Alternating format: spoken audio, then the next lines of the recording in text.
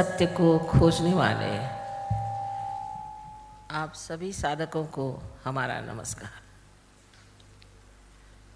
यहाँ पर अधिकतर लोग ऐसे ही हैं जिन्होंने सत्य को पा लिया, और जो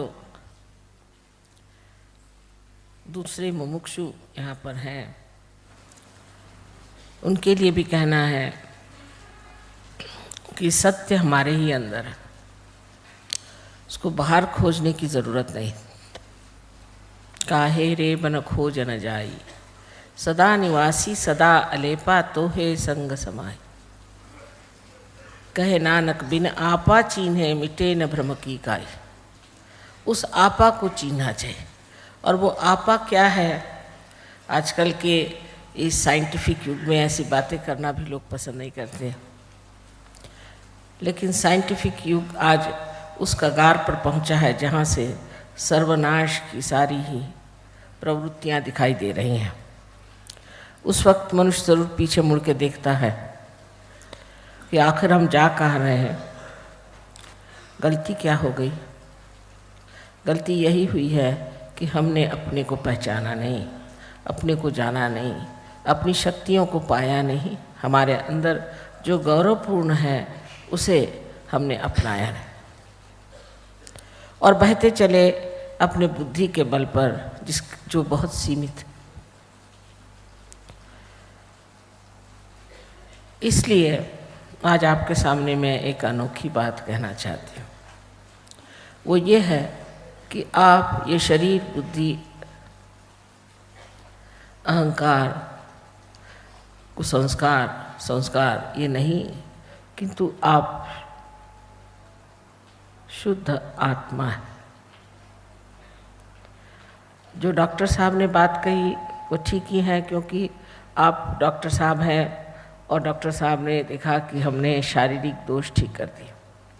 हालांकि हमने कुछ किया नहीं, यह आपकी अपनी कुंडलिनी है जो जागृत हो गई और उसने आपको ये शक्ति दे दी कि आप स्वस्थ हो जाएं, ठीक हो जाएं। जो बात सही है कि बहुत से डिजीजेज ऐसी हैं, बीमारियां ऐसी हैं कि जिनके लिए कहते हैं वो असाध्य है, इनक्योरेबल है। लेकिन वो क्यों है? इसकी वजह ये भी है कि मेडिकल साइंस जो है वो सिर्फ शरीर से ही रिश्ता रखता है, और साइकोलॉजी जो है वो मन से रिश्ता रखता है। साइकोलॉजी का साइंस तो अभी तक बहुत कम बढ़ा हुआ है, उसको सब चाइल्ड साइंस कहते हैं। और जो शरीर का साइंस है वो भी मेरे विचार से बहुत सीमित ही है। लेकिन मनुष्य सिर्फ शरीर और मन ही नहीं, इससे परे आत्मा भी है। अब अगर सिर्फ शरीर की बीमारी हो तब तक तो ठीक है, किसी को चोट लग गई, किसी को शरीर में कोई दुख हो गई, तकलीफ हो गया।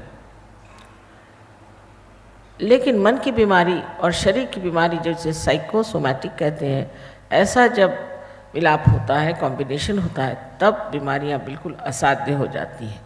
क्योंकि अपने आप जानते हैं कितना स्पेशलाइजेशन है कि एक आँख के लिए अलग डॉक्टर, दूसरे आँख के लिए अलग डॉक्टर करना पड़े। तो इसे कहना चाहिए कि अनेक तरह के मिलान से, जिस तरह परम्यूटेशंस और कॉम्बिनेशंस होते हैं, उससे जो बीमारियां होती हैं वो असाध्य हो जाती हैं। और इनको ठीक करने का कोई ना कोई सुपर पावर होनी चाहिए जो इन्हें ठीक कर सकती है, जो कि दोनों तरफ जिसका हाथ चल सके। उसमें मनुष्य की जो अंदर की स्थिति है उसे पहले अगर हम जान लें, जैसे कि यहाँ चित्र में दिखाया गया है, आप देख रहे हैं कि ये अपने अंदर 7 चक्र हैं, और 7 चक्र जो बने हैं इस तरह से कि लेफ्ट और राइट सिंपैथेटिक नर्वस सिस्टम से बीच की पैरासिम्पैथेटिक नर्वस सिस्टम बन गई। अब आप जब चाहें तब आप सिंपैथेटिक नर्वस सिस्टम को इस्तेमाल कर सकते हैं। जैसे आप दौड़ रहे हैं तो दौड़ते वक्त आप अपने हृदय के जो टोके हैं उनको बढ़ा सकते हैं, लेकिन वो अपने आप धीरे होते हैं। ये पैरासिम्पैथेटिक नर्वस सिस्टम काम करती है। अब अगर किसी तरह से हम लोग पैरासिम्पैथेटिक पर अपना आधिपत्य कर लें, उसको जीत लें, तो हम दोनों चीज़ को संभाल सकते हैं। अब जो कुंडलिनी है वो त्रिकोणाकार अस्थि में नीचे बैठी हुई है, और इसके लिए मैं यही कहूँगी कि इसे एक धारणा की तरह से आप समझें आज। और जब आप सेंटर में आएंगे, अपनी कुंडलिनी जगा लेंगे, तब आपको विश्वास होगा कि मैं जो बात कह रही हूँ वो सही है या नहीं। इस कुंडलिनी के जागरण से देखिए कि इसका जो 7वां चक्र या पहला चक्र है, जिसे कि मूलाधार कहते हैं, वो नीचे, तो कुंडलिनी ऊपर में है। और कुंडलिनी सिर्फ 6 चक्र भेदन करती है, 6 चक्रों को भेद करती है। जिस वक्त इन चक्रों में जाती है, जब इसके अति उपयोग के कारण अगर हम अपने चक्रों को छोटा करने, संकीर्ण करने या उसमें बिगाड़ आ जाए, तो ये कुंडलिनी इन चक्रों में से गुजरती, जैसे कि आप किसी माला में फूल को पिरोते हैं, उस तरह पिरोती हुई ऊपर चढ़ती, और उसी वक्त वो इन चक्रों को भी प्लावित करती, नरिश करती है। और यही चक्र जो है ये केंद्र हैं हमारे शक्ति के, एनर्जी के। अब आश्चर्य की बात है कि हम लोग केंद्र कहते हैं और अंग्रेजी में सेंटर कहते हैं, और बहुत जगह इसको सेंटर भी कहते हैं। सी और के, कभी हम लोग भी सी का इस्तेमाल क जैसे करते हैं और के का भी इस्तेमाल सी जैसा करते हैं। तो इन्होंने भी शायद संस्कृत से ये शब्द लिया हो, सेंटर।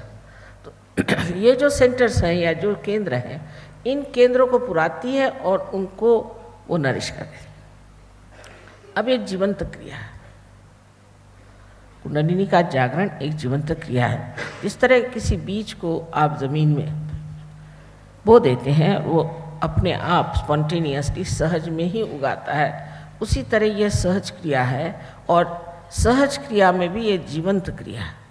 और उत्क्रांति यानी एवोल्यूशन का ये चरम अब लक्ष्य है कि हम कुंडलिनी का जागरण करके आत्मा स्वरूप हो जाए।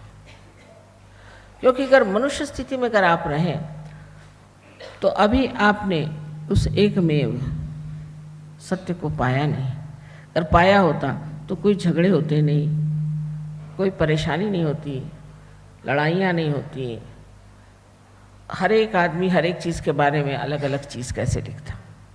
इसकी वजह है कि एकमेव सत्य जो है उसे पाया नहीं।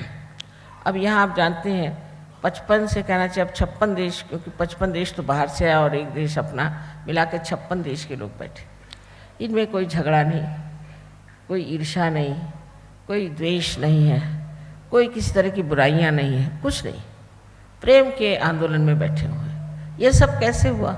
क्योंकि सबके अंदर एक ही आत्मा स्थित है, और उस आत्मा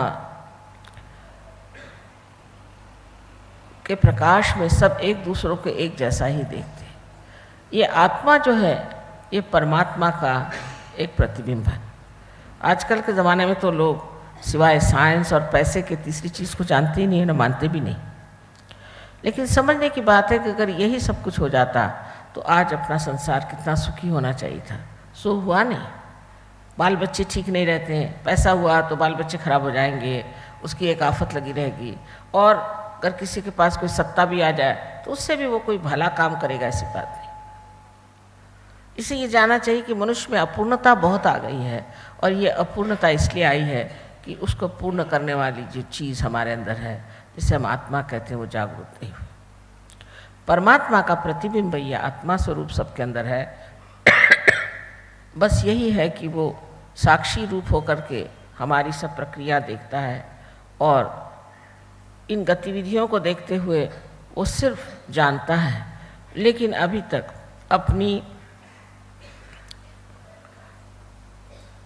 अपने प्रकाश को उसने हमारे चित्त में फैलाया नहीं। चित्त माने अटेंशन, चित्त में उसने फैलाया नहीं, जो कि हमारे नसों में सिर्फ हमारे लिए यही चित्त है कि हम ये जानते हैं कि आँखों से हम ये देख सकते हैं कि एक ये माइक रखा हुआ है, या हम इसे महसूस कर सकते हैं, और इससे और भी चीज़ों को हम जान सकते हैं, जैसे आँखों से देख सकते हैं, कान से सुन सकते हैं, नाक से सूंघ सकते हैं।